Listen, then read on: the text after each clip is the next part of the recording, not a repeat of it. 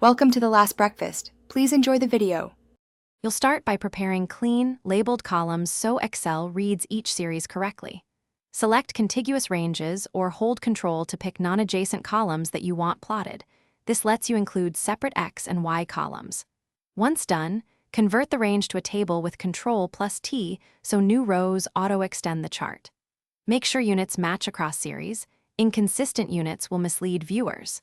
Now that your data is selected and structured, you're ready to insert a chart type that fits your comparison goals. Insert a chart using recommended charts for a quick start, or choose Insert then Chart to pick line, column, or combo options.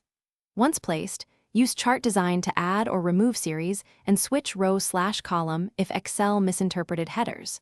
If one series dwarfs another, add a secondary axis to display different scales clearly. Excel lets you assign a series to secondary axis in Format Data Series.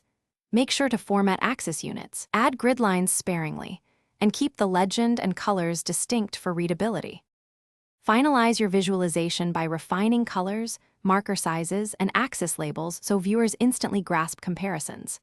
Make sure the chart is linked to the table so new data updates automatically. If it doesn't, right-click and select Select Data to adjust ranges. If series disappear or look wrong, check for hidden rows, mismatched data types like text versus numbers, or incorrect ranges. Correcting those fixes most issues. If errors persist, recreate the chart from the clean table to force Excel to reinterpret the series correctly. Thanks for watching. If this was helpful, leave a like and consider subscribing. See you next time.